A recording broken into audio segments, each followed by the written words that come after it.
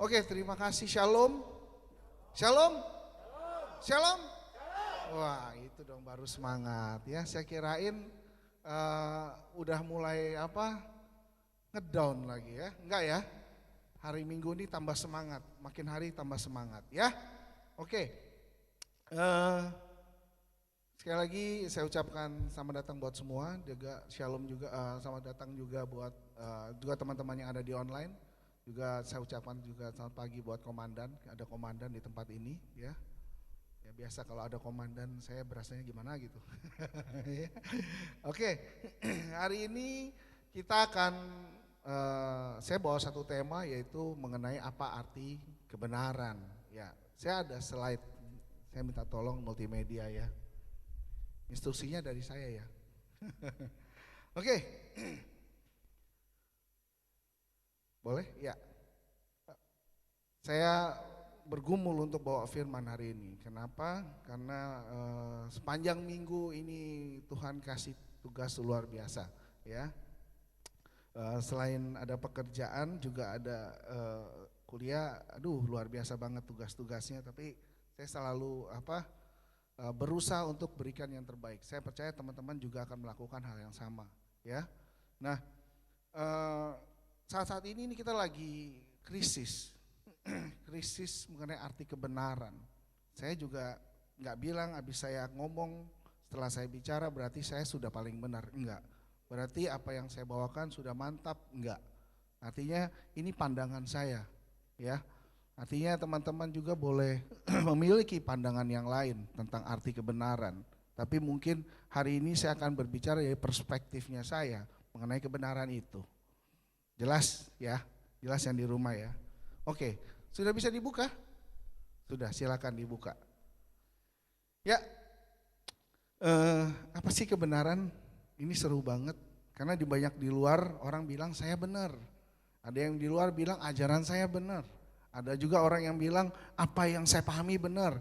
Jadi semua orang berpikir dengan caranya, berpikir dengan pikirannya bahwa apa yang sudah dilakukan benar. Tapi pertanyaannya, benar gak sih apa yang sudah kita lakukan? Nah, saya ada buka sedikit arti kebenaran mengenai Kamus Bahasa Indonesia. Bisa dibuka? Ya. Nah, ini unik gitu loh, waktu saya buka di Kamus Bahasa Indonesia apa arti daripada kebenaran, di sini dikatakan, oh keren ini bisa berdua. Nah, coba next slide. Nah, di sini dikatakan kebenaran itu adalah keadaan yang cocok dengan keadaan yang sesungguhnya, ya. Sesuatu yang sungguh-sungguh ada, real, nyata.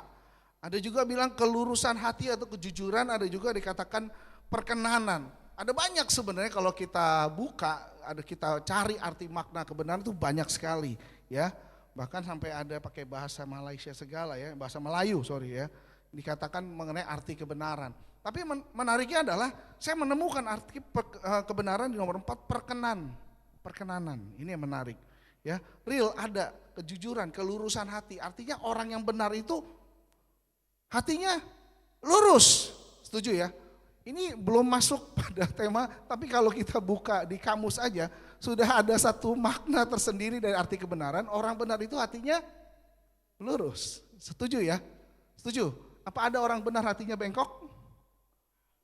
Ya nggak benar artinya ya kan, ya. Ingat, baik belum tentu benar, tapi kalau benar sudah pasti baik ya. Komandan sering bicara itu.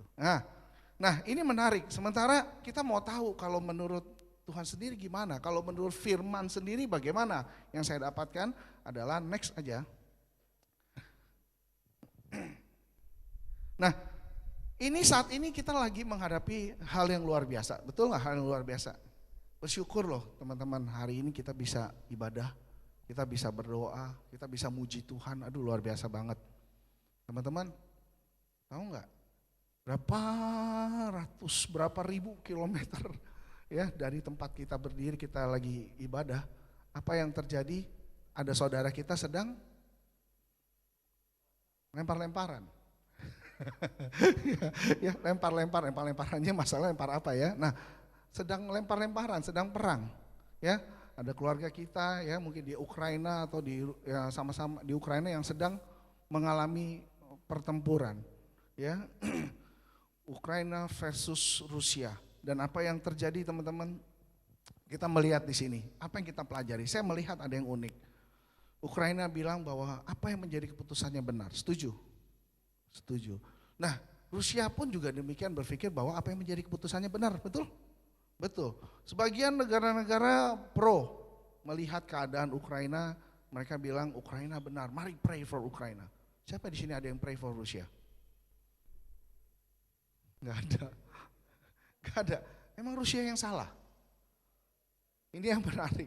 Kita cepat sekali mengambil keputusan untuk menentukan yang benar, manakala orang lain banyak ke sana gitu loh. Orang lain banyak pilih. Jadi kayaknya kalau orang lain sudah pilih, saya pilih itu juga.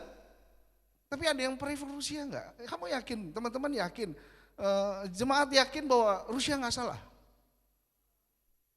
Nah, enggak ada yang menyelidiki, enggak ada yang menganalisa keadaan yang sebenarnya. Semuanya hanya mendapatkan informasi dari berita-berita yang terpotong. Setuju?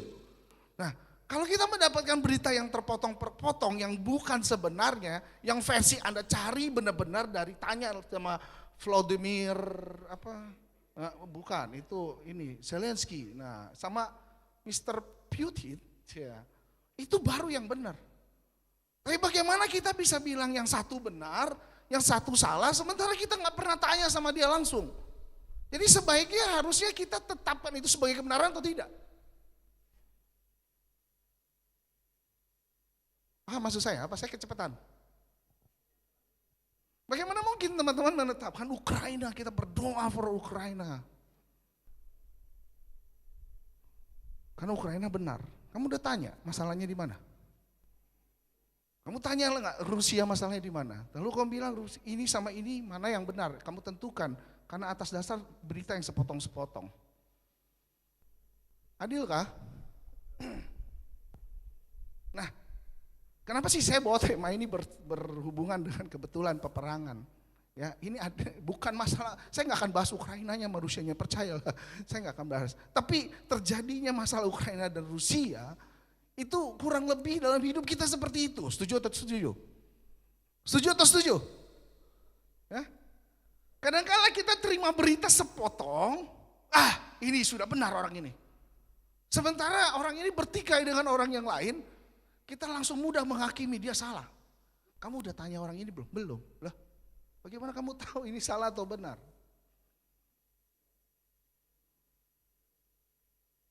Jelas? Kedua negara ini pegang prinsip kebenarannya masing-masing, setuju? Saya dalam ini gak bilang yang Ukraina salah, yang Rusia salah, enggak. Yang Rusia benar, yang Ukraina salah. Apalagi kalau kita lihat, begitu dibuka mengenai kekuatan militer, udah maaf ya, itu kalau hidup dalam dunia nyata, ibaratnya satu naik sepeda, satu naik mobil, tabrakan, salah siapa? Mobil, pertanyaannya apakah mobil pasti salah? Teman-teman bisa jawab itu. Loh, ketawa. Karena apa? Waktu Ukraina Rusia bingung. Tapi saya lihat kalau mobil sama sepeda, pasti salah mobil. Padahal sepedanya meleng. Sepedanya lagi angkat telepon. Kesambar dikit. Mobil salah, semua orang pukul orang punya mobil. Yang punya mobil bingung, salah gua di mana? Tapi udah bocor. Ya toh ya? Jangan jadi orang yang seperti itu. Setuju ya? So kita lebih bijak ya besok kalau lihat masalah Ukraina dan masalah Rusia. Kalau bukan urusan kita jangan ikut campur. Demikian juga saat kita di jalan. Ya. Tanya dulu, lihat dulu keadaannya. Jangan begitu datang jadi kompor meleduk, main tiba-tiba langsung wah ikut mukul. Setelah mukul selesai, Bapak tahu nggak masalahnya apa? Enggak. Loh, kenapa mukul? Enggak, kalian semua mukul. Lah, itu yang terjadi. Setuju atau setuju? Di gereja ini enggak ada, di luar. Setuju ya? Ya? Bahaya loh, jangan sampai loh. Sudah bonyok pukul-pukul. Pak, ini tahu masalahnya enggak loh. Kenapa pukul? Itu saya pernah lihat itu. Bapak kenapa pukul? Ya, kenapa kalian mukul? Lah, Bapak kenapa pukul pertanyaannya? Biar aja yang lain pukul, Bapak kenapa pukul? Ya karena kalian mukul. Lah, what's wrong with you? Ya. Nah, kita nggak bisa mengukur dengan cara seperti itu. Kita nggak bisa mengukur dengan cara seperti itu. Tuhan Yesus nggak mengukur dengan cara seperti itu. Kalau Tuhan Yesus mengukur dengan cara seperti itu, habis kita. Kerajaan sorga sama bumi mau dibandingkan, itu kayak truk tronton sama mobil anak-anak, tahu bener gak? Coba, kalau Tuhan mau bandingin itu, Tuhan ini gimana perbandingannya? Ya bayangin gitu loh, kejadian kehidupan nyata, surga, seperti juga kita naik mobil-mobilan, udah pasti gak masuk teman-teman. Gak bakal ketemu. Ya, jadi kebenaran di dalam hal ini ya harus benar-benar dikupas. Kebenaran harus benar-benar ada buktinya dinyatakan. Kalau tadi lihat di situ dikatakan ada ketulusan hati, artinya yang benar seharusnya kalau kita nyatakan benar, seharusnya yang benar itu harus berjalan dengan hati. Sekarang kira-kira apakah jadi benar kalau sampai ada orang yang mati? Terlepas dari mana masalah dua presiden ini, benar atau salah.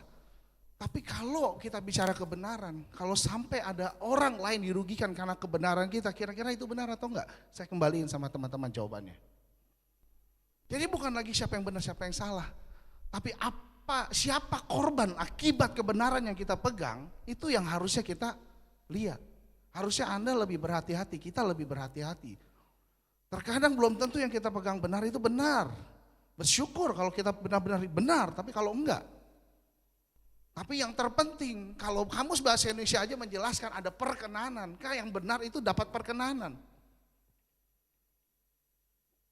Simpelnya gini, saya akan sharing aja mengenai kehidupan. Ini menarik. Lagi saat ini banyak sekali menyatakan bahwa ini benar, enggak saya ini nggak benar, di tempat ini nggak benar, di tempat ini sesat, di sana benar, di sana sesat. Aduh, jangan. Teman-teman, apapun yang teman-teman lihat di sosmed, lupakan, gak usah pusingin. Kita gak perlu pentingin kita lebih benar atau dia lebih sesat, gak perlu menurut saya. Baca sosmed kayak baca koran, tahu baca koran? Kamu cuma bisa baca tapi gak bisa berbuat apa-apa, betul gak? Kalau baca koran kan gitu ya. Ya mau ngomong apa? Marah sama penulis, nggak bisa. Kamu mesti datang ke Kompas dulu, kemana ke redaksional koran tersebut, betul? Tapi sekarang kan beda. Begitu orang pasang sosmed, nggak suka, apa yang terjadi? Gue balas dengan sosmed selanjutnya. Apa? Sosmed story. Setuju nggak? Nah, mulailah saling membaca, saling mulai berpikir. Nah, ini gue rasa aku yang benar ini. Gue rasa dia yang salah ini. Ini kan yang terjadi dalam kehidupan. Lupakan hal itu, udah lupakan, tinggalkan. Itu nggak penting. Karena satu hal yang terpenting adalah yang mendapatkan perkenanan Tuhan. Waktu saya memutuskan untuk pindah dari kepercayaan saya sebelumnya untuk menerima Tuhan yang benar, itu bukan hal yang mudah. Kenapa saya katakan bukan hal yang mudah? Karena di sana saya juga mereka juga berkata bahwa itu benar. Kita yang benar. Nah, sementara saya enggak tahu siapa yang benar-benar benar, betul nggak? Di sana juga bicara tentang Tuhan Yesus. Apa dia bicara Tuhan yang lain? Tidak. Waktu kesini juga dikatakan tentang Tuhan Yesus. Lah, dua-duanya tentang Tuhan Yesus sudah pasti benar. Masalahnya, kadang-kadang tanpa sadar saya berpikir, ini masalah benar atau salah? Berapa banyak orang mengambil keputusan cuman masalahnya mau cari siapa yang benar. Jadi problem mencari kebenaran adalah bukan ini ya. Harusnya mencari kebenaran itu melewati proses, melewati analisa. Cari tahu dulu.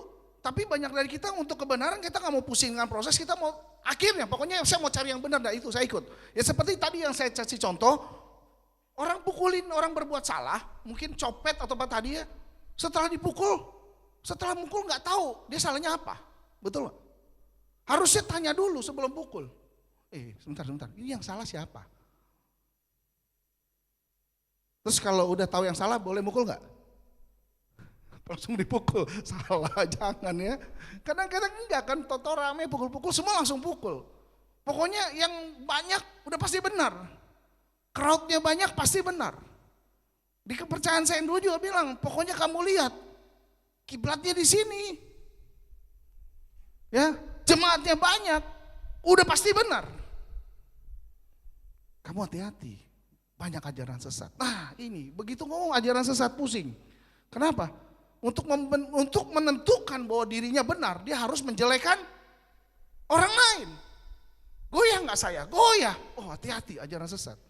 Termasuk pasangan hidup saya waktu saya ceritakan. Hati-hati Pak, hari ini baik yang sesat. Tapi itu lalu, udah lalu, nggak usah dibahas, udah lalu, komandan senyum-senyum.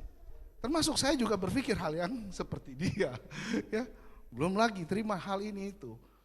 Tapi balik lagi, mau gak kita melalui proses untuk menyelidiki satu kebenaran? Selidiki dong, saya belajar selidiki. Ya mungkin bahasanya teman-teman hilang 3 bulan. Hilang 3 bulan saya. Sejak didoakan hilang 3 bulan. Ya. Kenapa? Karena saya perlu yakini diri saya. Karena saya dari kecil sampai besar ada di kebenaran yang orang tua saya pegang. Setuju gak?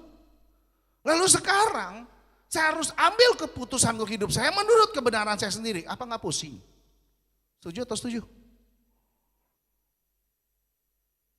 Ya saya perlu tahu dong benar apa enggak. Saya nggak tahu bagaimana proses orang tua saya menerima kebenarannya dia. Saya nggak tahu dan saya juga nggak perlu tahu.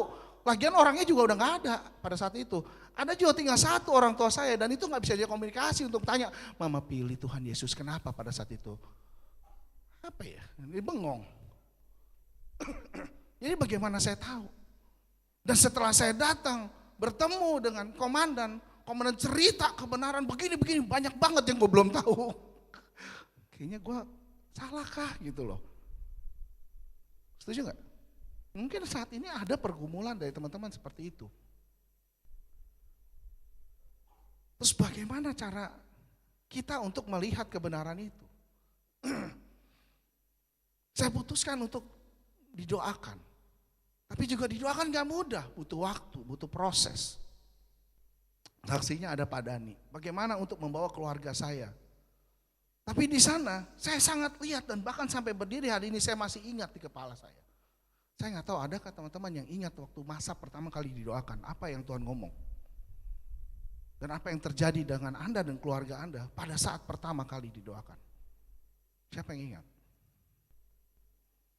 Nah, banyak yang ingat. Ini bukti memang. Memang kalau 10 orang buta disembuhkan, 1 yang balik. Saya ngomong salah nggak? Nggak apa-apa, ini buat refleksi buat saya juga. Tapi kalau Anda tersinggung nggak apa-apa juga. Ya minimal Anda ada introspeksi. Ya, saya ingat sampai hari ini. Kalau orang lain didoakan manifest, mungkin saya bisa pikir itu orang main-main pura-pura. Setuju? Tapi kalau mama sendiri yang sakit, pikirannya belum maksimal dan dia manifest, saya pegang sampai saya rekam sampai hari ini dan rekamannya masih ada. Artinya apa?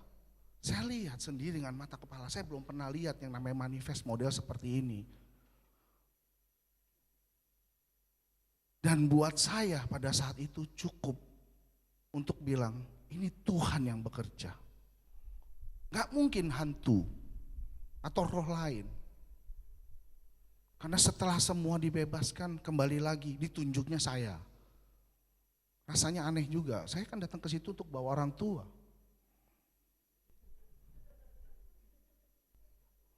Saya bingung.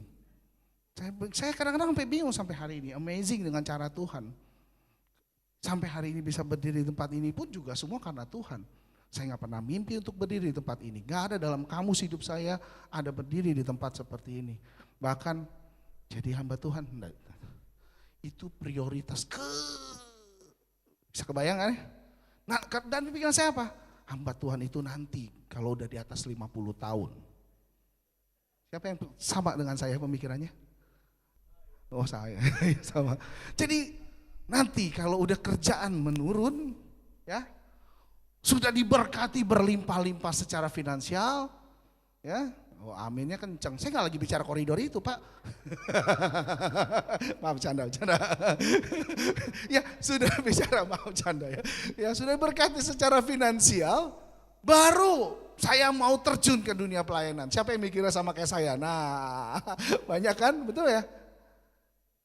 Jadi kalau belum diberkati Tuhan secara finansial, ya belum waktunya juga. Jadi kalau belum apa yang saya perlukan itu belum komplit, saya nggak akan terjun ke dalam pelayanan, betul nggak? Sementara tuayan udah banyak banget. Oleh karena itu perlu mulai dari sekarang anak-anak muda, dan saya bersyukur banget. Ya di tempat ini bertumbuh luar biasa sampai ke anak-anak mudanya.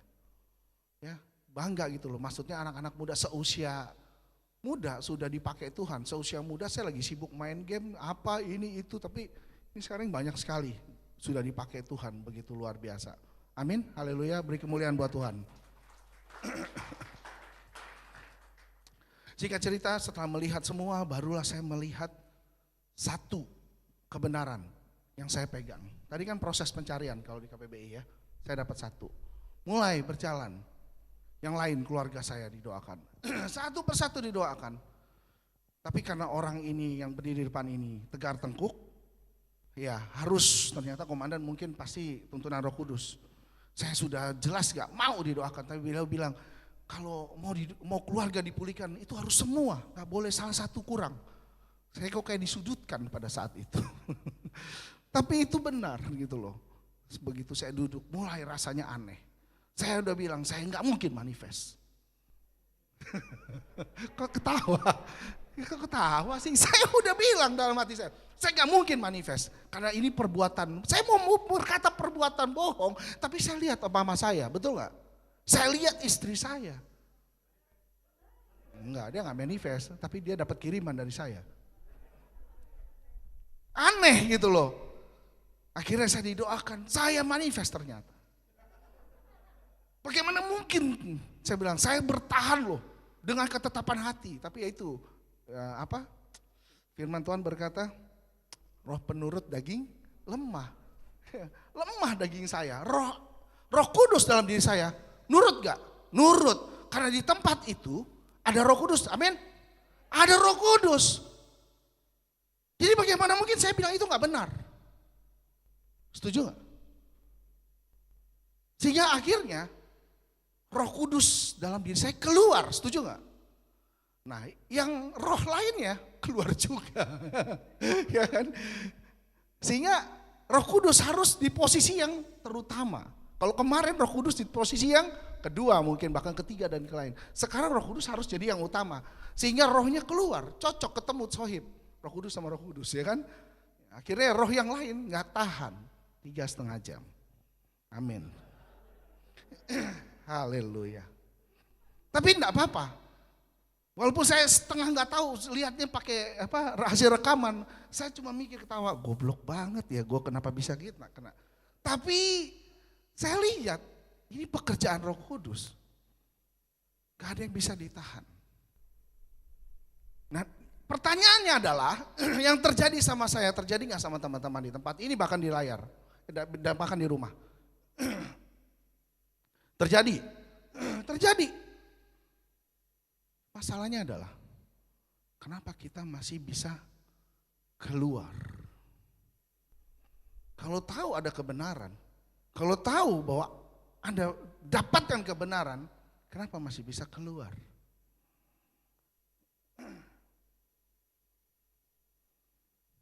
Ini masalah yang besar. Artinya sudah menurut saya bukan lagi kebenaran yang kita mau, kebenaran dari Tuhan yang mau kita pegang, tapi sudah kebenaran saya. Kamu masalah dengan satu dengan yang lain, kamu keluar, tapi kamu lihat Tuhan ada beserta dengan kamu. Saya nggak bahas itu detail.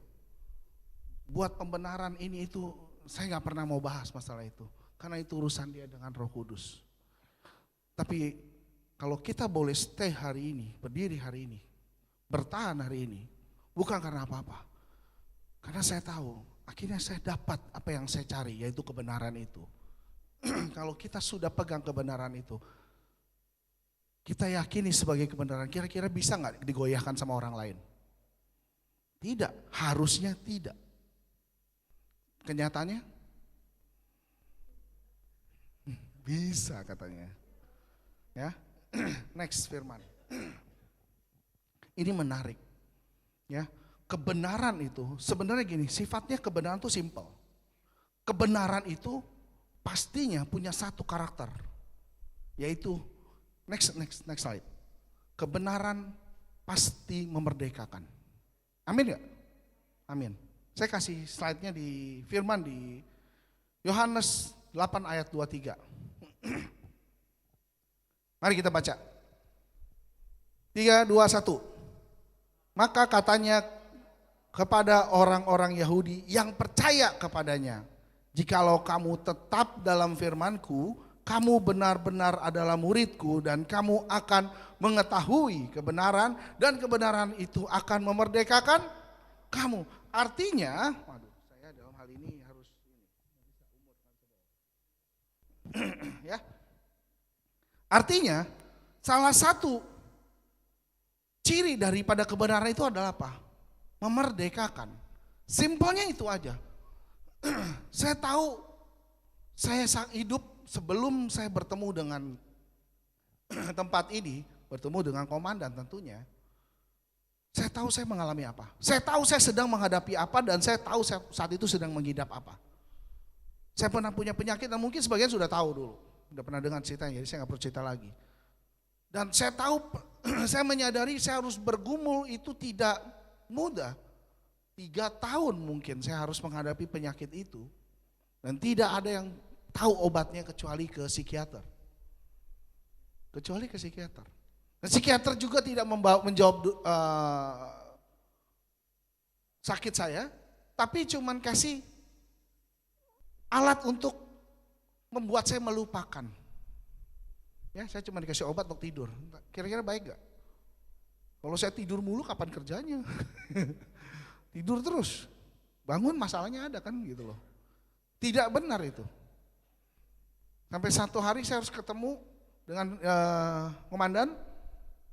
Dan di situ saya buka, saya nggak pernah cerita kepada siapapun terkait penyakit itu.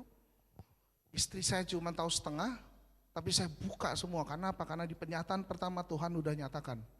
Tuhan tahu kok, saya punya masalah situ. Dan waktu saya cerita, aduh itu begitu susahnya. Setelah didoakan, kira-kira teman-teman di tempat ini yang pernah didoakan, mungkin ada yang langsung dapat jamahan mujizat sembuh, betul? Tapi ada yang dapat proses gak? Lebih banyak mana yang langsung sembuh, apa yang proses? Proses. Artinya jangan begitu, oh gak sembuh, wah ini gak benar, berarti gak ada Tuhan di sini, betul gak? Tidak. Saya harus menghadapi proses. Saya tanya komandan kenapa saya masih punya ketakutan? Komandan bilang apa? Terus pakai bahasa rohmu. Siapa yang pernah mendapatkan info yang seperti itu? Loh, kok ketawa? Emang ini lucu? Saya ngomong apa adanya komandan? Mereka yang ini komandan. Mereka anggap remeh. Loh, bukan kayak begitu komandan jawab. Sama saya loh. Itu 11 tahun yang lalu pun dijawabnya seperti itu. Dan sampai hari ini, kalau kamu didoakan yang kedua, ketiga, dan kamu belum mendapatkan jawaban yang kamu mau, apa yang komandan katakan? Pakai bahasa rohmu. Makasih komandan. Loh, kasih kemuliaan buat Tuhan itu benar. Kamu pikir aku bercanda apa? Ya walaupun agak sedikit ini kan, tapi itu membuktikan gitu loh. Apa yang diajarkan komandan persisten dari dahulu sekarang sampai selama-lamanya. Amin. Seperti firman Tuhan. Loh, saya ngomongin bener loh. Kok ketawa sih komandan? Emang bener. Tapi kenyataannya siapa yang benar-benar lakukan? Enggak banyak maksud saya. Kok komandan? Komandan gak usah ngomong ya, dia ngajarin. Komandan mereka nih. Suka bercanda ini jemaat. Tapi itu yang terjadi bukan? Apa yang komandan perkatakan itu tidak salah. Setuju gak? Dulu saya gak ngerti. Ini orang saya tanya jawabnya itu yang pertama. Besok tanya lagi, merasa lagi, dijawab lagi. Itu lagi. Saya tanya ketiga, saya lupa, saya nanya udah sampai, mungkin komandan udah enek. Cuman terakhir dia ada ngomong kenceng waktu saya sudah hampir menyerah dengan proses. Saya bilang, komandan ini ada yang salah. Komandan cuma bilang, Pak Antonius boleh pilih, tetap di jalan Tuhan atau keluar dari jalan Tuhan, itu pilihan Anda. Wah, itu ngomong saya ingat banget. Saya masih ingat, karena saya ingatan saya cukup kuat. Saya nanya itu dalam mobil, belokan dari gangnya, saya masih ingat itu. Saya masih ingat di gang mana tuh, saya masih ingat. Perkataan itu nyentil dalam buat saya. Nggak tahu gimana, entah gimana saya dapat sesuatu yang, ya sudah, kalau gitu jalani saja prosesnya. Teman-teman, 1 tahun lebih, saya lupa 1 tahun berapa yang pasti. Intinya saya sudah lama tidak harus parkir ke rumah sakit seperti beberapa tahun yang lalu. Jadi menghadapi sedikit masalah, agak tekanan parkir ke rumah sakit. Paham ya maksudnya? Ya, separkir, begitu yang terjadi dalam hidup saya. Tapi apa yang terjadi? Puji Tuhan, Tuhan pulihkan, Tuhan pulihkan. Karena apa? Karena Yohanes berkata bahwa kebenaran memerdekakanmu. Lalu apa yang dimaksud dengan pakai bahasa roh menurut komandan? Apa yang dimaksud dengan proses? Itu bukan yang kita perlu tahu. Akhirnya saya memahami setelah berjalan. Yang dimaksud dengan proses adalah apa? Please jangan teriak minta disembuhkan. Please jangan teriak minta diberesin. Please jangan teriak cepat begitu mudah minta tolong keluarkan dari pergumulan. Sementara kamu mintanya sama siapa? Tuhan. Pertanyaannya, kalau ditanya Tuhan itu bapamu bukan? Iya. Kamu anaknya? Iya. Pertanyaannya, kamu tahu gak apa yang dia suruh? Enggak. Kamu baca gak firman Tuhan? Enggak. Kok ketawa? Ketawa dong, lucu lagi. Baca firman enggak pernah. Kenal pribadinya enggak pernah. Tapi minta pertolongannya itu seperti ibaratnya saya datang ke tetangga saya 5 rumah dari saya enggak kenal dia enggak kenal saya, tiba-tiba saya datang tok tok tok tok tok, tolong keluarin emas batanganmu dua ini. Apa yang terjadi kira-kira? Tolong kasih uangmu kepada saya. Apa yang terjadi?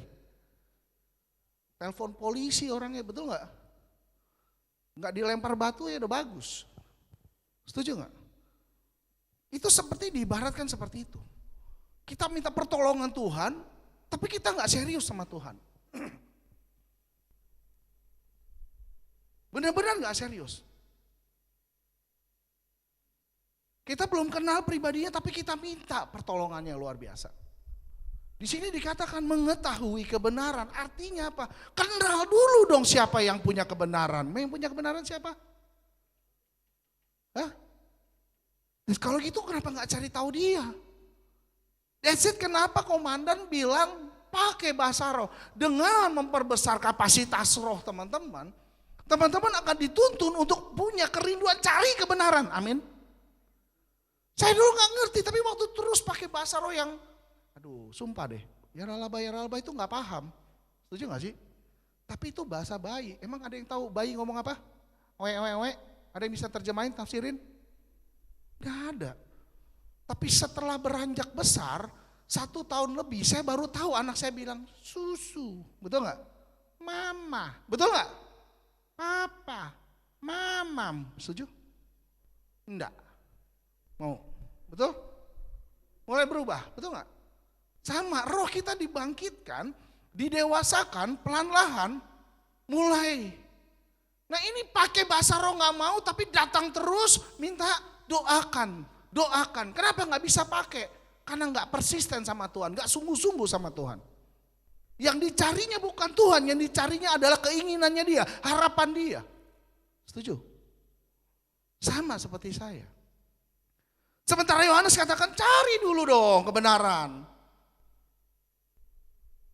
Kalau sudah dapat kebenaran, baru kamu merdeka. Setelah tahu dari firman Tuhan, semua firman pelan-pelan saya baca, saya pahami, saya renungkan. Dengar apa kata komandan. Ikut peperangan rohani, mau lebih cepat. besar kapasitasnya.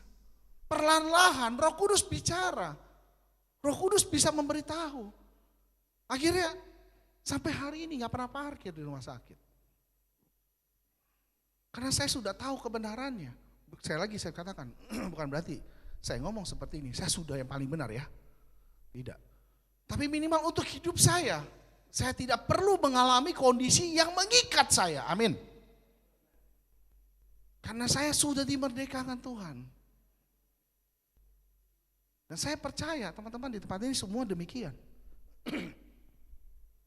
Jadi saya kembali lagi gak peduli masalah Ukraina dengan Rusia siapa yang benar. Intinya kalau memang benar seharusnya semua merdeka. Seharusnya tidak ada ketakutan, tidak ada kehancuran, tidak ada peperangan. Di sini bukan lagi siapa yang benar akhirnya. Kalau sampai ada yang meninggal, kira-kira benar apa tidak? Kebenaran seperti apa? Kalau orang sudah tahu artinya merdeka, ya, merdeka itu dari apa? Merdeka itu seperti apa sih? Banyak merdeka. Merdeka yang pasti yang utama adalah dari perbudakan dosa.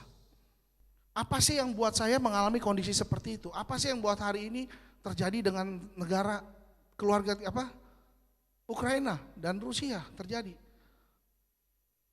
Karena ada dosa, ada hawa nafsu di sana, ya. Ada keinginan daging di sana. Setuju gak? Saya pun demikian. Ya. Apa sih perbuatan dosa? Banyak. Bohong, menjelek-jelekan orang lain, berpikiran buruk, hawa nafsu, ya, narkoba, misalnya keterikatan ya. Ingin cepat kaya ya, dengan menghalalkan segala cara dan lain-lain. Saya pun pernah di posisi seperti itu. Buat anak-anak nih, buat yang muda, main game sampai melebihi jam doa. Wah, lihat nggak? Betul nggak? Doa 1 jam nggak kuat. Jangan 1 jam, 15 menit nggak kuat. Tapi kalau main game, waduh. Saya ngomong lah padanya. Saya juga sampai bikin aturan sama anak saya. Kamu jam segini, habis ini stop. Terus ngapain Pak? Ngapain kek? Pokoknya jangan ketemu game. Nanti kapan boleh main game lagi jam sekian. Kalau enggak, dari pagi buka mata jam 6 itu ketemu game komandan. Sampai berhenti makan siang itu pun kalau dia sadar lapar. Tapi kalau masih seru, lanjut. Betul enggak? Saya juga belajar dari rekan saya di sini. Ya benar. Main game tuh luar biasa. Doa enggak kuat. Di depan game berjam-jam kuat. Ya.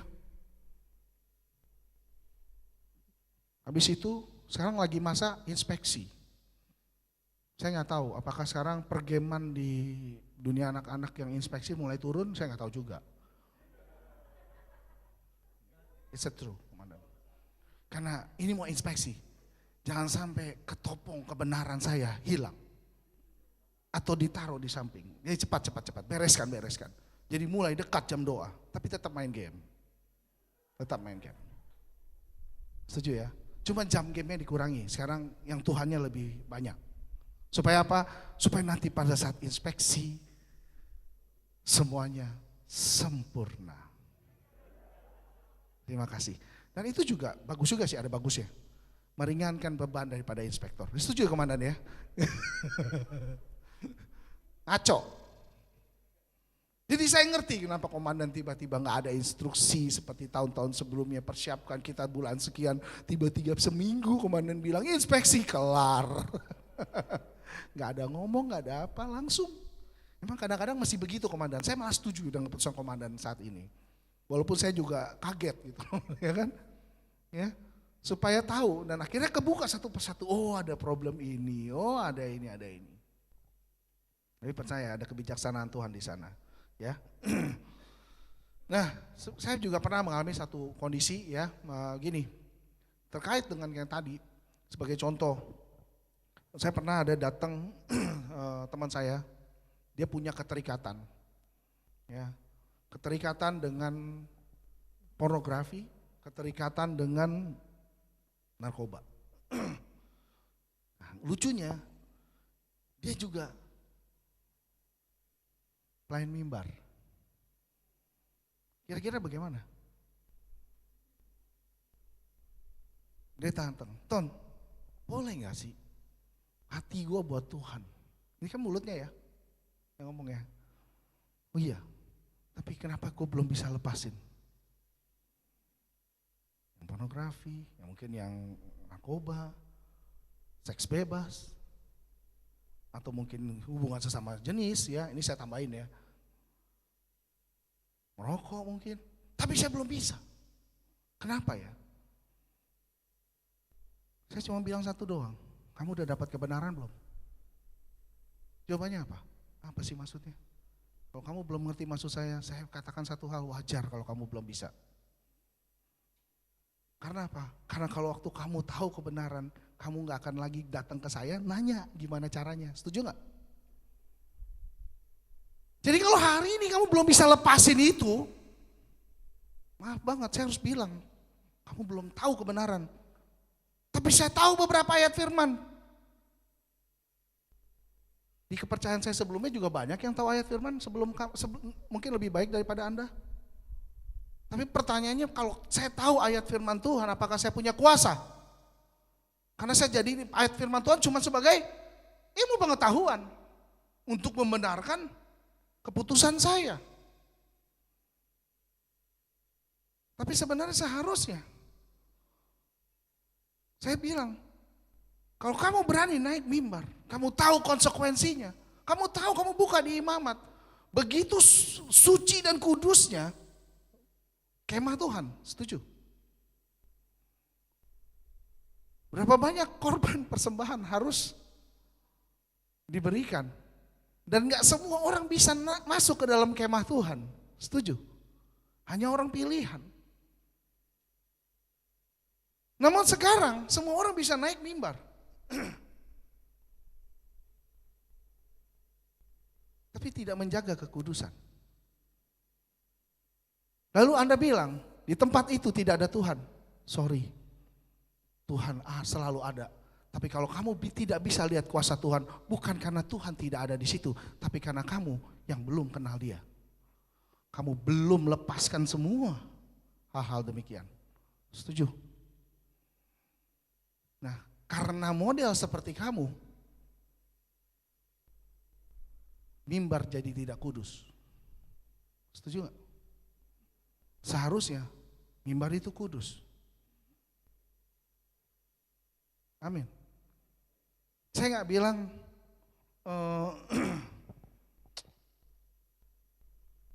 seolah-olah naik mimbar susah. Naik mimbar itu tidak susah. Yang susah ada melepaskan keinginan daging kita, yang tadi sudah saya sebutkan semua. Setuju gak? Naik mimbar itu mudah.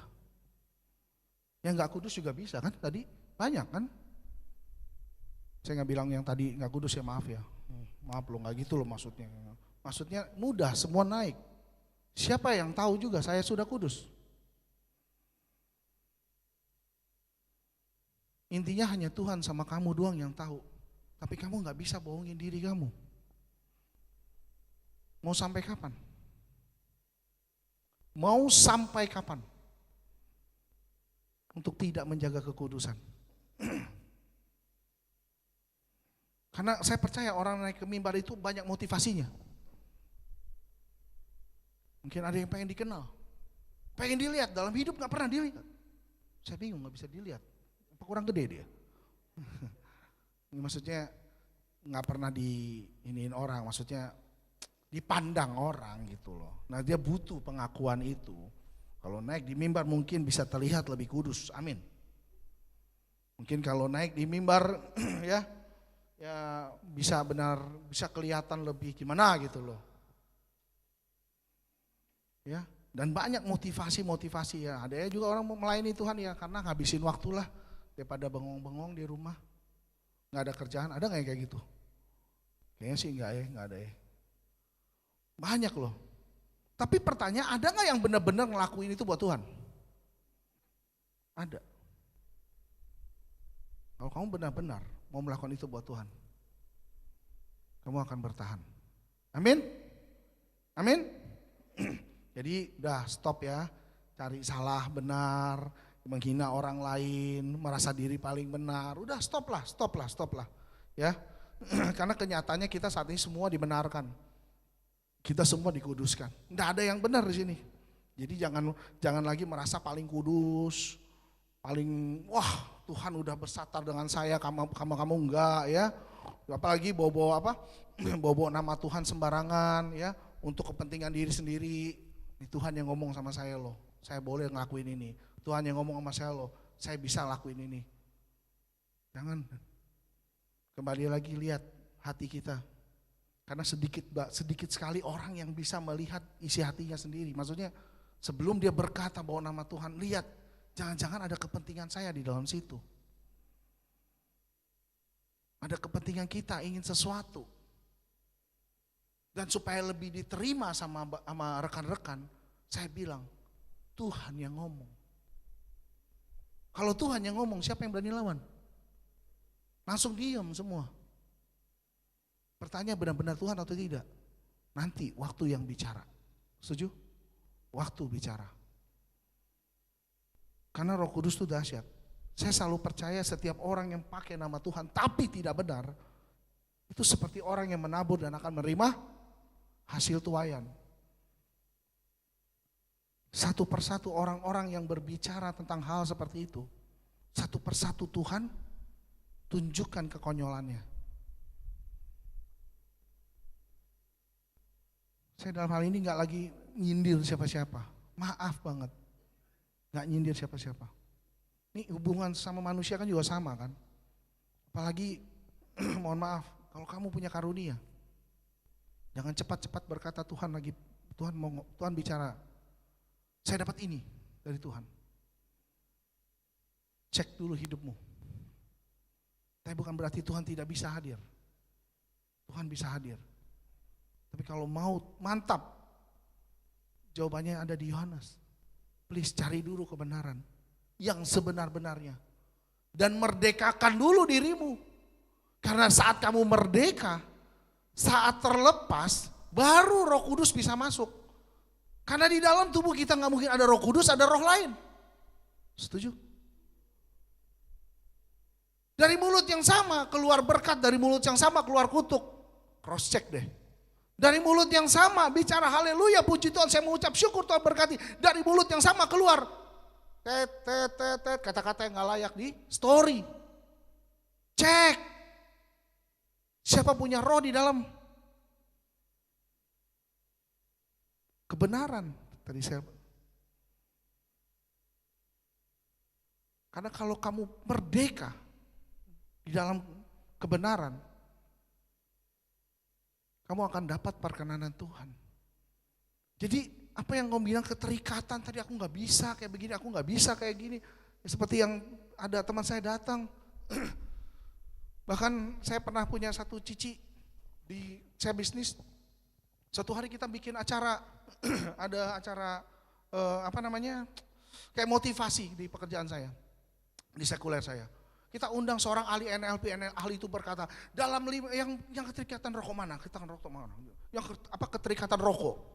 Maju ke depan. Nanti saya kasih intinya dia akan buat sesuatu, kamu ikutin instruksi dalam 5 menit kamu akan berhenti dari rokok.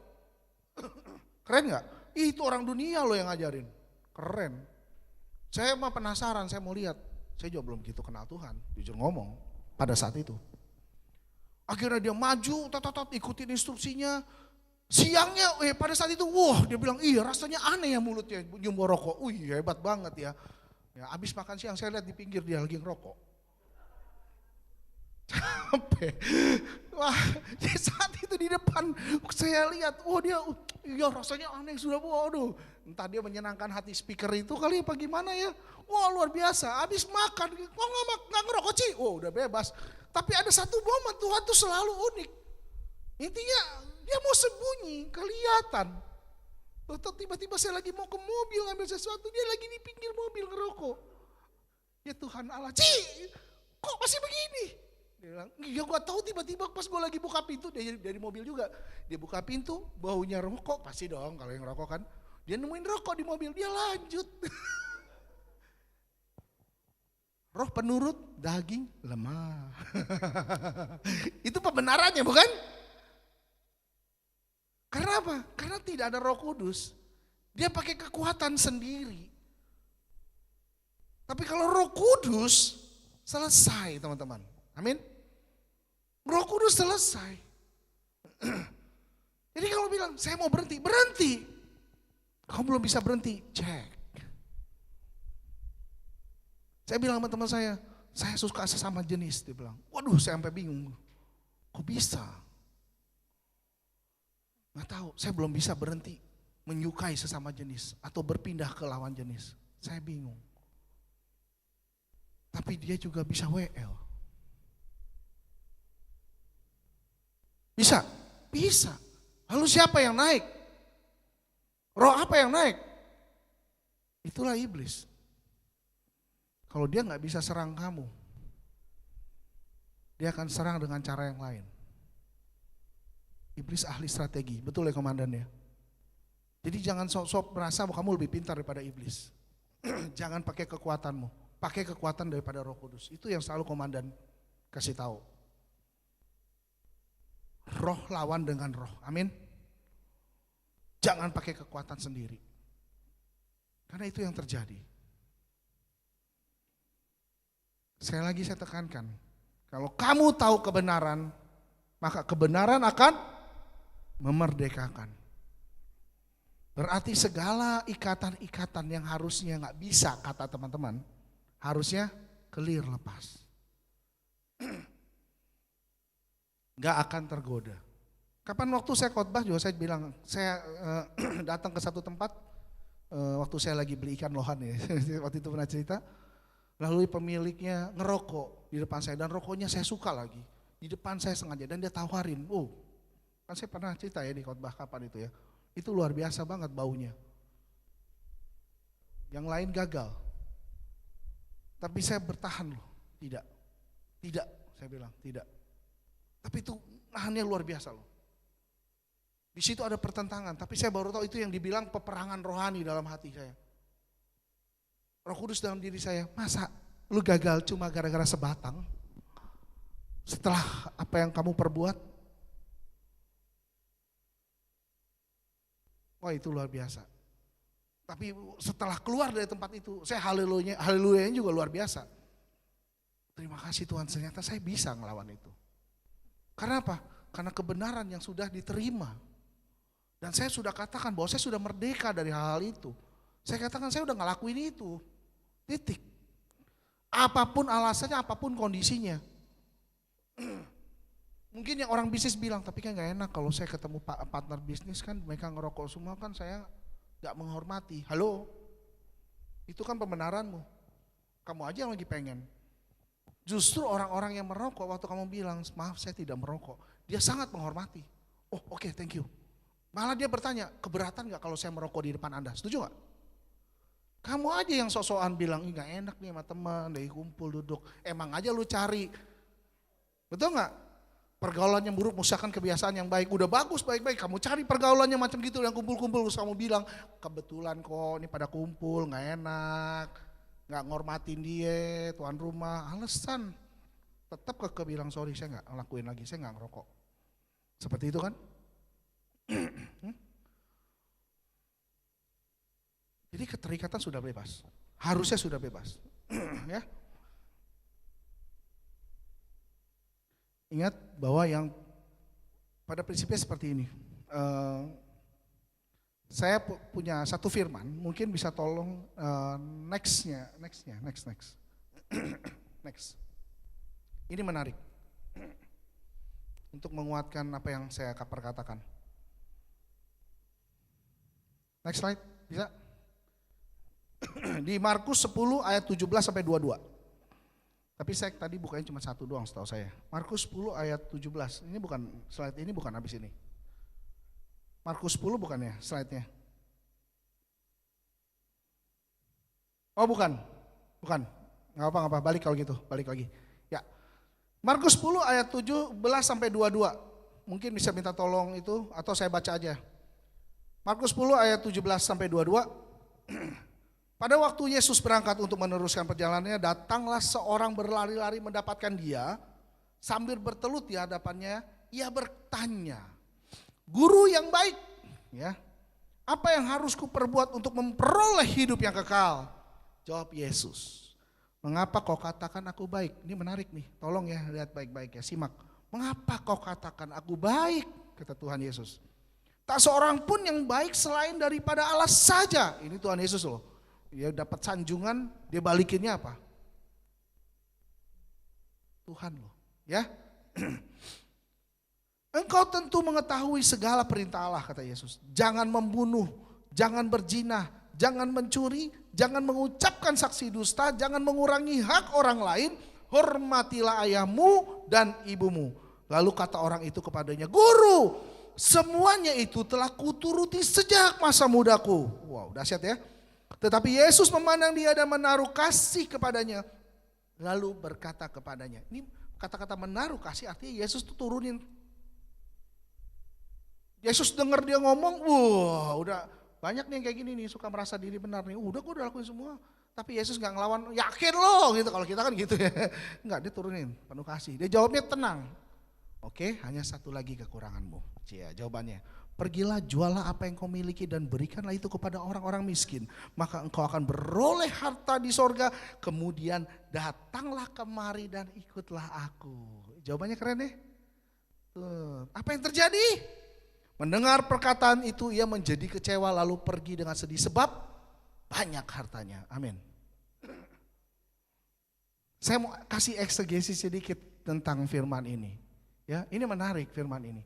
Orang ambil firman ini, banyak beberapa juga ambil firman ini fokusnya kepada orang kayanya. Ya. Fokusnya kepada kekayaan jasmaninya. Jadi kamu kalau saya kaya, lihat. Dan ini bisa juga ayat ini dipakai dipelintir oleh hamba-hamba Tuhan ya, supaya kasih persembahan yang banyak. Setuju gak? Ya. Suruh jual dan sebagainya. Ikut Tuhan itu harus menderita. Wah, ini ada banyak-banyak perspektif. Lihat, harus susah hidupnya. Jadi kalau kaya seolah-olah salah. Karena judul perikopnya orang kaya susah, orang kaya sukar masuk kerajaan sorga. Seolah-olah banyak hamba Tuhan juga takut untuk khotbah tentang ini. Karena takut tersinggung nanti jemaatnya yang kaya dan pulang. Besok dia gak datang lagi. Sama kayak orang ini, pergi kan. Ini yang terjadi. Namun saya punya satu penafsiran tersendiri dari firman ini. Selain bicara mengenai keuangan, finansial saja, dalam hal ini juga bicara mengenai kekayaan yang lainnya. Salah satunya adalah kekayaan akan dosa. Amin. Coba katakan, kekayaan akan dosa. Jangan pikir kita gak kaya kalau akan dosa, setuju gak? Sebelum ada di tempat ini, datang. Dan mungkin masih pun di tempat ini, kita belum maksimalkan keluarkan seluruh dosa kita. Buang jauh-jauh dosa kita. Setuju gak?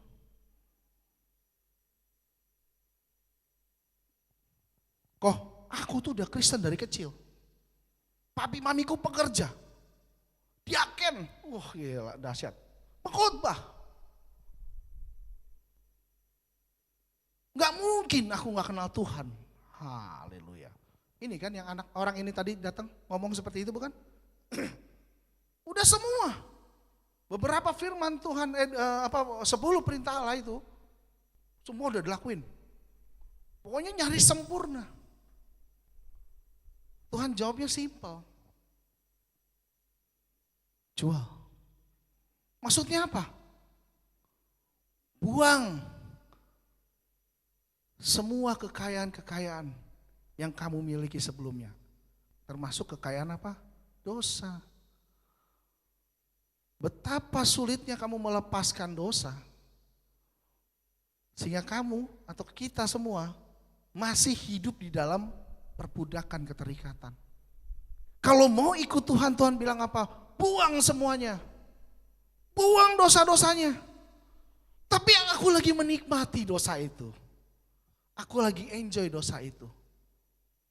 Susah Tuhan, ini urusan daging. Kalau kayak gitu kira-kira mau ngomong apa? Makanya dia kecewa kan? Kenapa? Karena orang ini sedang menikmati hidupnya. Dan disuruh ikut Tuhan, menanggalkan semuanya, berat. Amin. Berat. Yang masih doyan nipu, doyan bohong, doyan berzina, doyan mungkin keterikatan apa dan sebagainya. Semua. Tuhan sebutkan satu persatu. Dan Tuhan sebutkan juga unik, gak semua. Coba perhatikan tadi dibilang apa? Apa yang Tuhan bilang? Jangan bunuh, jangan berzina, jangan mencuri, jangan mengucapkan saksi dosa, jangan membunuh. Ya. Ingat, membunuh bukan berarti bunuh orang. Saya gak pernah bunuh orang, iya. Tapi kamu jelekin orang, kamu hakimi orang, kamu bunuh orang bukan? Bunuh. Jangan nafsirinya pakai bahasa yang itu doang, sederhana itu.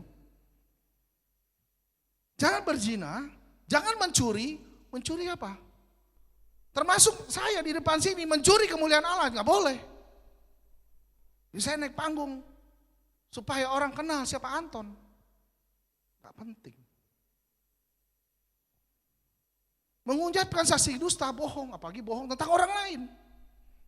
Jangan mengurangi hak orang lain, udah tahu ini punya orang, kamu ambil. Ya, hormatilah ayah dan ibumu. Jelas. Bayangin orang ini bisa lakuin, saya sudah lakuin semua.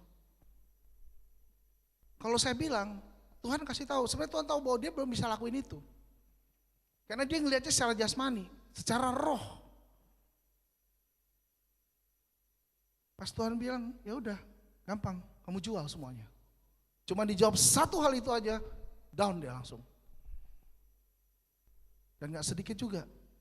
Begitu tiba-tiba di sini, sorry, kamu bisa gak sebelum ini sebelum pelayanan, sebelum kamu terjun ke dunia pelayanan, sebaiknya kamu beresin dulu permasalahan hidup kamu. Kecewa langsung. Oh saya gak boleh pelayanan ya kok ya, Eci ya. Loh, gak begitu maksudnya. Tapi sekali lagi, kebenaran yang memerdekakan. Kalau kamu tahu kebenaran, kamu udah bisa lepas. Ini bukan masalah tentang saya. Karena begitu banyak orang, gak cuma pengkhotbah ini. Pemusik, WL, pengerja, penata layan, semua juga bisa berbuat dosa. Semua bisa berbuat dosa. Tapi di dalam hal ini, kejar perkenanan Tuhan. Kalau kita kejar perkenanan Tuhan, gak mungkin kita akan tetap tinggal di dalam dosa. Kita gak akan tetap ada di situ.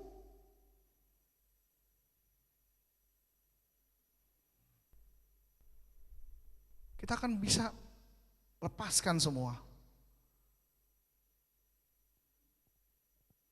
Beruntungnya ada di sini, waktu inspeksi semuanya ketahuan. Ya, setuju? Nah yang gak siap, gak inspeksi. Padahal kembali lagi, serahin sama Tuhan. Karena Tuhan lihat hati. Ya. Dunia mengarahkan kita untuk membawa kita kepada kebenarannya. Sementara Tuhan mau bawa kita kepada kebenaran daripada Tuhan. Ya. Terus kadang-kala saya sering dengar, Ton, kita dijelekan sama orang lain. Mungkin gereja dijelekan oleh statement orang lain. Sebaiknya kita buat apa? Saya jawabnya simpel kok, nggak usah buat apa-apa. Nggak usah buat apa-apa. Karena saya juga dididik sama komandan juga. Kalau dulu saya bertanya, komandan kenapa sih orang begini, kenapa sih? Komandan bilang biarin aja. Bahkan saya juga belajar dari keteladanan berhidup beliau. Orang berbuat apa sama dia biarin aja kok. Malah kadang-kala saya juga gregetan. Ih komandan digituin orang, kita yang nafsu gitu loh. Ya kan? Gitu loh. Tapi komandan ngajarin kita Bang, udah biarin aja. Namun perhatikan dengan baik. Waktu lagi yang bicara.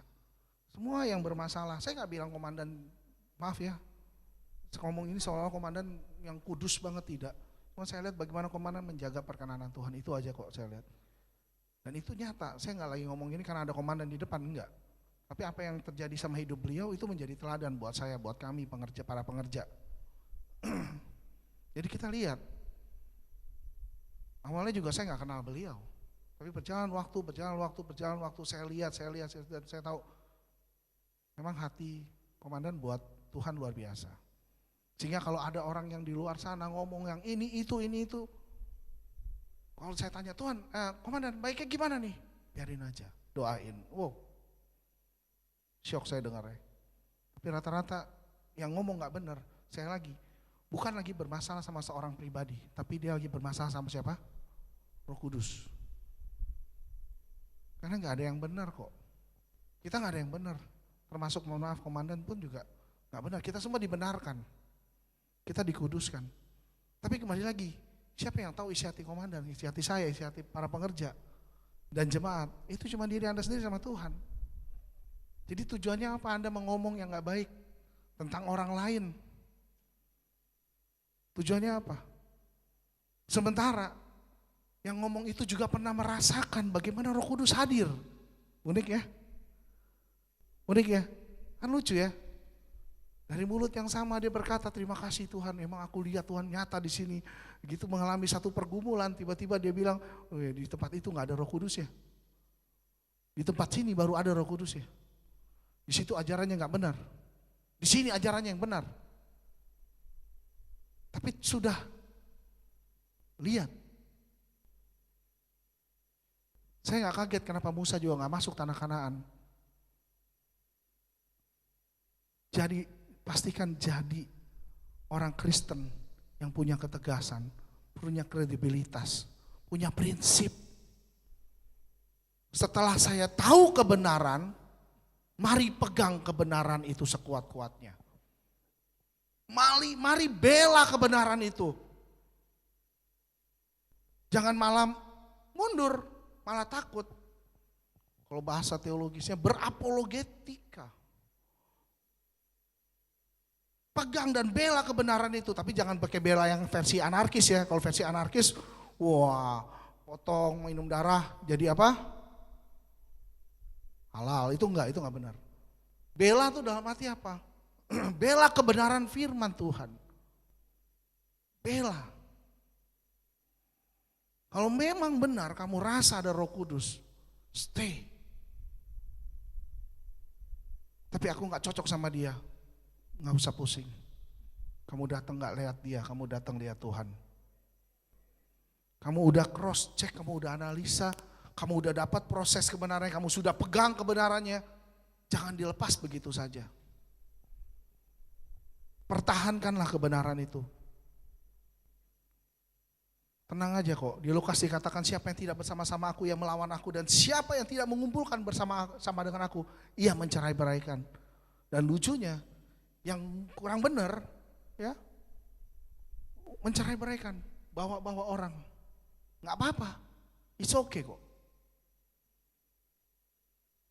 Karena saya juga melihat bagaimana perkenanan Tuhan akan tempat ini, sehingga tempat ini dari yang tidak ada menjadi ada, dan terus bertumbuh di dalam Tuhan. Dan kita lagi persiapkan lagi luar biasa untuk Bandung. Karena kita menyadari bahwa kita juga dulu bertumbuh awal-awal di Bandung.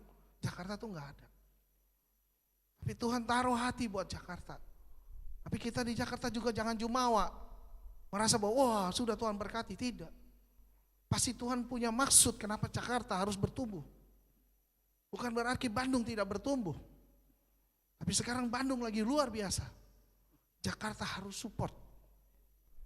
Amin. Kenapa? Karena kita sudah diperlihatkan Tuhan kebenaran itu. Amin. So kita fight untuk itu. Kita berjuang untuk itu. Jangan cuma puas udah sampai di Jakarta, Bandung, Yerusalem, Yudea sampai Samaria dan seluruh ujung bumi. Nanti Jakarta, Bandung, dan mungkin itu udah ada Timur Leste bukan? Dan sekarang mungkin sudah banyak ya kalau kita zoom sudah, waduh, Papua ada sampai ke luar negeri sudah, betul? Amin. Gak bisa saya bayangin loh dulu cuman doa cuman begitu dalam benak saya, gimana ini bisa besar? Setuju gak? Tapi Tuhan punya cara untuk buat besar. Tapi kalau kita tahu caranya Tuhan, berarti Tuhan kita bukan Tuhan, bukan? Setuju gak? Kalau kita tahu cara berpikirnya Tuhan, berarti Tuhan kita bukan Tuhan. Justru karena saya nggak tahu cara berpikirnya Tuhan, berarti saya yakin itu Tuhan. Kenapa? Karena yang terjadi hari ini terhadap tempat ini, benar-benar karena perkenanan Tuhan, real. Doain orang di sini, doain orang di sini, doain orang di sini, aduh. Saya cuma kadang-kadang nangis, Tuhan, kasihan ya jiwa-jiwa ini. Malah saya bersyukur melalui jiwa-jiwa yang didoain ini menjadi awal. Sehingga mereka boleh memerdekakan dirinya dulu lalu memerdekakan orang lain. Amin. Seperti halnya Tuhan memerdekakan saya. Tuhan memerdekakan kami. Tuhan bisa bentuk kami. Saya percaya akan bentuk di kota-kota yang Tuhan sudah tetapkan. Bahkan di negara-negara yang Tuhan sudah tetapkan. Jadi gak usah pusing dengan perkataan orang lain. Next slide aja, next slide, sorry. Gak usah pusing dengan perkataan-perkataan mulut-mulut yang gak benar. Ya. Karena kita gak hidup dari perkataan orang. Kita hidup dari perkataan Tuhan. Kita lihat Yesus, ya di firman ini dikatakan berbahagia orang yang dianiaya oleh karena kebenaran. Karena mereka yang pulang kerajaan surga. Ini jelas kok. Yesus itu benar gak? Yesus itu anak Allah. Perjanjian lama sudah dijelaskan. Banyak perkaman menyatakan bahwa yang datang itu Yesus itu anak Allah. Tapi berapa banyak juga orang yang menolak Yesus? Belum. Berapa banyak orang yang menolak Yesus? Banyak. Sudah tahu Yesus menyembuhkan. Bukti Yesus juga menghidupkan. Begitu banyak hal yang diperbuat oleh Yesus. Tapi orang cuma ngeliat apa? Ini anaknya Maria ya, tukang kayu. Bagaimana mungkin dia jadi Mesias? Bohong itu. Mesias kok datang dari manusia? Jadi kamu mengharapkan Mesias datangnya seperti apa? Seperti bangsa Yahudi hari ini masih menanti. Dia berpikir turun dari awan-awan Tuhan. Baru kita sembah dan puja dia. Kita belajar keteladanan Yesus. Dia datang ke dunia sederhana. Bahkan gak layak. Tapi Yesus ada komplain gak? Tidak. Gak punya tempat malah. Sampai terakhir mati di kayu salib. Dengan cara yang tidak layak juga. Dengan cara yang orang-orang hina pada kala itu, hina banget. Orang mati di salib itu hina. Tapi Yesus bertahan tetap harus mati di kayu salib. Yesus gak berdosa. Mati buat kita yang berdosa. Terus kita yang berdosa merasa kita hebat.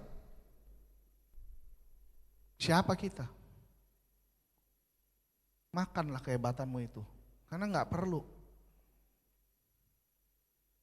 Gak perlu. Gak ada yang pernah boleh merasa bahwa kita paling hebat. Kita paling kuat. Kita paling kudus. Tuhan bicara sama saya langsung. So what? Kita cuma dibenarkan, kita cuma dikuduskan. Tidak lebih hebat dari siapapun. Tuhan aja yang hebat, yang punya surga. Mati dengan cara yang gak hebat. Dengan cara yang hina. Untuk menunjukkan kemuliaan-Nya. Jadi gak ada yang hebat. Buat kita kalau sudah melakukan pelayanan yang luar biasa. Mungkin jadi penafsir, jadi pelihat. Ya karunia-karunia lah, sebutlah semua karunia. Terus kita merasa jadi lebih hebat seolah-olah Tuhan selalu berinteraksi dengan kita. Kembali lagi, cek. Jangan-jangan bukan Tuhan motivasi diri sendiri. Ya. Lalu pertanyaannya, siapa itu kebenaran? Next slide. Siapa itu kebenaran? Yohanes 14 ayat 6. Yesus ngomong, akulah jalan dan kebenaran dan hidup. Tidak ada seorang pun yang datang kepada Bapa kalau tidak melalui aku.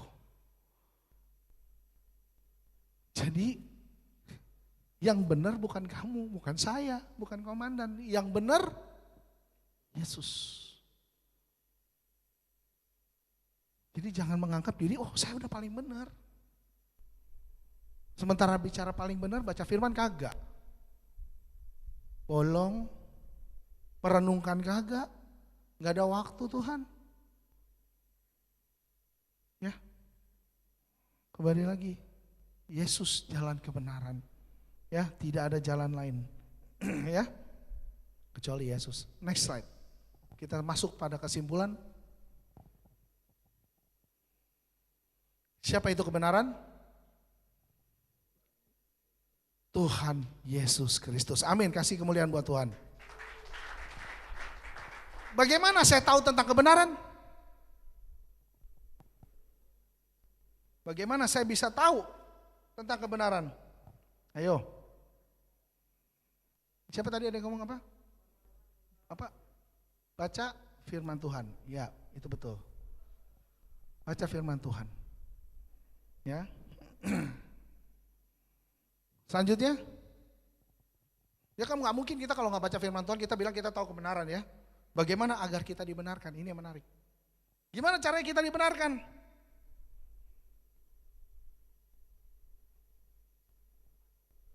Cari perkenanan Allah. Dengan cara apa? Dengan cara apa?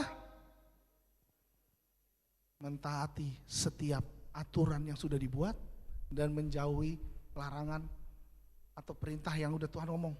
Udah kasih tahu tadi ya.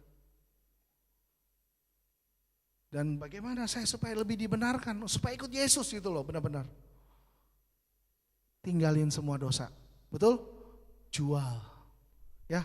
Jangan bangga kaya dengan dosa. Jangan bangga kaya dengan keterikatan Anda. Buang. Karena itu gak akan memperoleh perkenanan Tuhan. WL Singer silakan, mau musik. Ya. Buang jauh-jauh semua. Karena itu tidak akan membawa Anda untuk lebih dapat kenal Tuhan. Karena kebenaran hanya Anda dapat dari Yesus. Dan bagaimana saya memperoleh kebenaran itu, saya harus mau renungkan firman Tuhan. Saya harus mau baca firman Tuhan. Jangan cuma alasan saya ikut peperangan, ikut ibadah, tengah minggu semua, tapi baca firman saya gak bisa. Ditambah lagi, saya pakai bahasa roh gak bisa. Waduh, kalau pakai bahasa roh gak bisa, repot. Bagaimana Anda mengetahui kebenaran? Karena saya harus akui, dulu saya gak mengerti. Dulu saya tidak mengerti. Apa fungsi daripada jenderal Tuhan? Apa fungsi daripada jenderal Tuhan? Mungkin saya dulu berpikir maaf komandan, maaf ya. Saya pikir ini gereja mau main tentara-tentaraan. Maaf komandan, kan saya bilang maaf. Ya itu saya ngaku kan supaya keterbukaan awal dari pemulihan. Dulu saya berpikir begitu. Ini apa sih? Tapi setelah dapat dan teman-teman tuh kan banyak yang diinspeksi sudah jadi jenderal ya. Jangan anggap remeh jenderal itu. Itu bukan cuma masalah untuk tebas iblis waktu kita lagi peperangan rohani. Itu makanya dikatakan selamat bertugas. Apa maksudnya? Karena begitu Anda jenderal, Anda mulai bertugas dalam ketentaraan, di dalam roh dan kebenaran. Bertugas bukan selalu ada di peperangan. Termasuk di dalam hidup kita, mengalami tekanan hidup, persoalan keluarga, persoalan hal-hal lain dalam hidup, itu peperangannya kita. Itu juga peperangan. Saya baca firman ini, saya udah ngerti firman ini. Baca berulang-ulang, tapi saya nggak tahu. Tapi waktu Tuhan kasih jenderal itu, mungkin nggak dilihat, nggak ada pangkatnya, nggak ada lagi jelas posisinya di mana, nggak ada. Tapi di dalam roh Waktu kamu baca firman Tuhan, firman yang sulit sekalipun Tuhan bisa kasih pengertian itu. Itu fungsi dari jenderal. Dan itu Tuhan, saya belajar juga dari komandan. Saya selalu bingung, ini kok saya bingung komandannya. Saya baca firman ini berulang-ulang dari zaman saya sekolah minggu dulu. Sampai sebelum saya bertobat, saya gak paham. Tapi setelah bertobat, saya jadi ngerti ini firman, saya bingung gitu loh. Dari mana pengertian ini? Dan selanjutnya waktu anak-anak saya bertanya, Papa ini artinya apa? Saya aja kadang baca, begini ya. Terus tiba-tiba saya dapat hikmat itu di dalam hati. Ini artinya ini. Saya bingung, firman gue gak ngerti loh dulu. Kenapa tiba-tiba jadi tahu? Inilah kekayaan rohani yang Tuhan kasih, dikaruniakan kepada kita semua. Bagi siapapun yang mau dan berkenan untuk cari perkenanan Tuhan. Dia bersyukur hari ini. Kalau hari ini teman-teman boleh dapat itu. Tapi bukan berarti kalau saya belum jenderal saya gak bisa kan baca firman Tuhan jadi ngerti. Bisa. Masalahnya mau serius apa enggak. Cuman akan lebih diperlengkapi kalau kamu bisa mencapai level ketentaraan Tuhan di jenderali tadi. Banyak hal Tuhan akan kasih hikmat itu. Supaya satu hari kamu diutus Tuhan melangkah untuk pergi. Dan kamu akan berhadapan dengan orang, kamu akan bisa pakai firman itu sebagai pedang kamu. Karena firman itu pedang bukan? Pedang roh. Bagaimana mungkin saya bisa menghancurkan musuh yang di hadapan saya? Iblis ya, bukan orangnya yang dibenci ya. Besok jangan ketemu orang menginjili bawa pedang, jangan. Itu orang gila kamu. Pedang roh ya, firman Tuhan. Pakai firman Tuhan bukan buat main-main, tapi pakai firman Tuhan untuk kalahkan iblis. Dan setiap proses pergumulan dalam hidup Tuhan kasih perisai iman. Nah setiap proses yang terjadi dalam hidup dan bagaimana kita bertahan, itulah setiap proses itulah yang akan terus membuat perisai kita makin bertumbuh, makin bertumbuh, makin bertumbuh, makin kuat, makin kuat, makin kuat. Waktu perisaimu kuat, cek, pasti prosesnya dahsyat. Karena orang yang punya iman yang kuat, prosesnya tidak mudah. Apa yang terjadi dengan komandan tidak mudah. Saya suruh ikutin hidupnya dia dari muda seumur saya sampai hari ini. Mungkin saya bilang ampun Tuhan. Mungkin.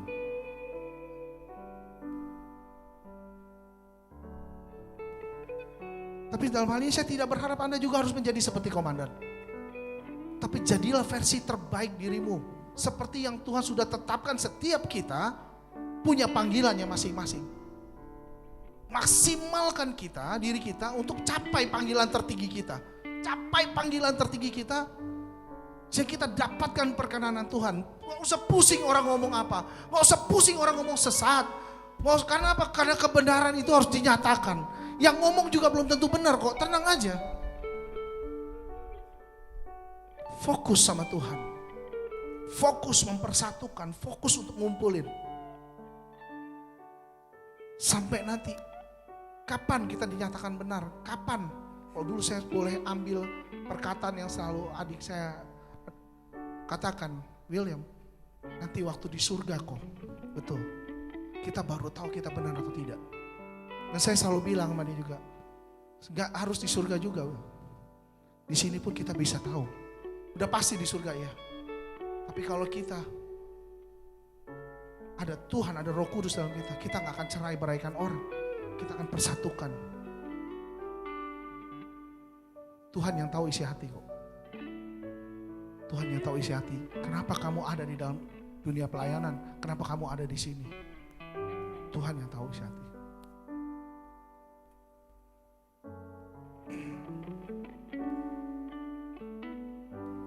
Jadi biarin saja yang jahat biar jahat, yang cemar biar cemar, ya. Yang benar teruslah berbuat kebenaran. Jadi nggak usah dipusingin, ya. Dan terus cari perkenanan Tuhan. Dan di dalam Wahyu pun dikatakan sesungguhnya aku datang segera dan aku membawa upahku untuk membalaskan kepada setiap orang menurut perbuatannya. Udah nggak usah pusingin yang lain. Cari tahu kebenaran itu. Sudah tahu, teliti lebih dalam dengan renungkan firman Tuhan. Ya. Dan selanjutnya lakukan apa yang Tuhan perintahkan.